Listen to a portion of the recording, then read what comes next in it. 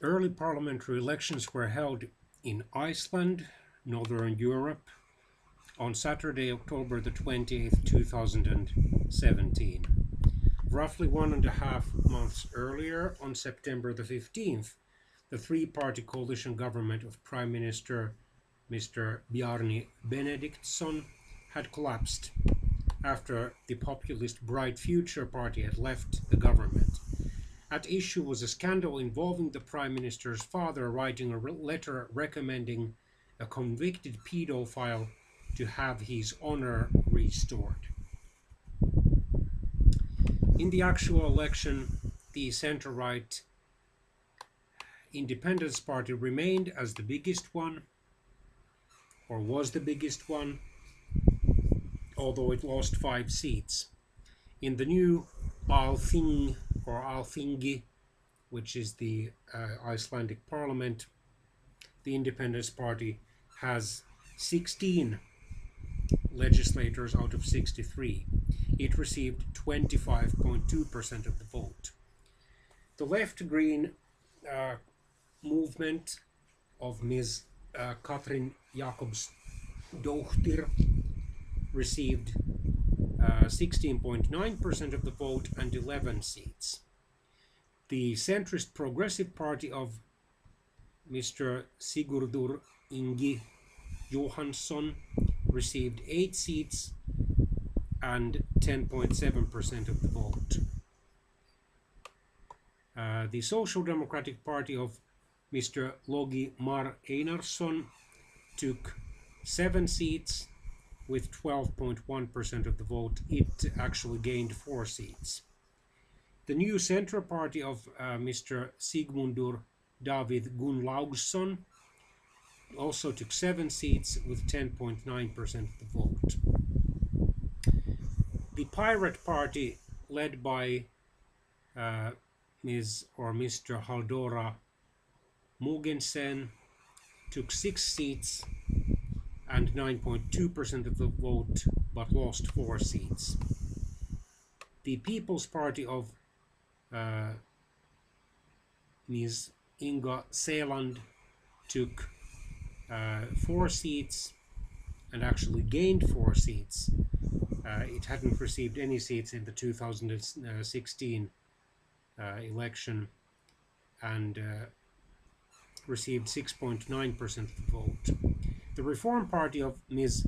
Þorgerður Katrín Gunnarsdóttir took 4 seats with 6.7% of the vote, but lost 3 seats.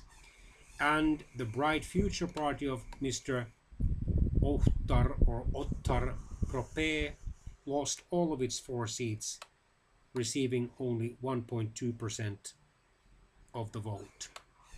In Iceland, in practice, the Prime Minister or the head of government has clearly more power and influence than the President, who is the head of state. Even though the President is directly elected, the President is normally a notably respected political figure, and the President can serve an unlimited number of terms, as shown by former President Olafur Ragnar Grimsson, serving a total of 5 terms or 20 years. He only retired in 2016. So it will be interesting to see what kind of governing coalition can be formed. The traditional center-right or centrist coalition of the Independence Party and Progressives is not possible as a majority government because it only has 24 seats. If it was joined by the Centre Party, it would have 31 seats, but still be 1 seat short of a majority.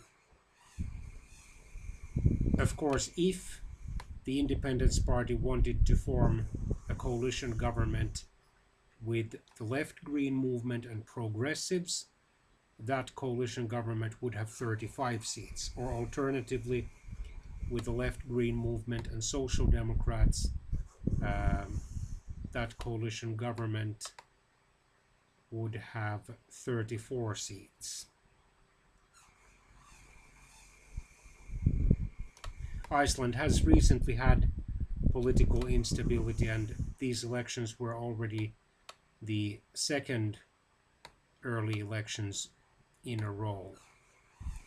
Many opinion polls before the election had indicated an increase in support for the left-green movement, but still the Independence Party remained as the largest one. And the Independence Party is opposed to Iceland's possible membership in the European Union. Iceland uses a proportional representation electoral system in multi-member constituencies that have 8 to 13 seats. And 54 of the 63 legislators are elected using constituency results and determined using the D'Hondt method, which tries to reflect the party's relative support in the seat totals. And then the remaining 9 supplementary seats are given to those parties that get over 5% of the vote, so that there wouldn't be a great discrepancy between the percentage of seats or legislators and the percentage of votes.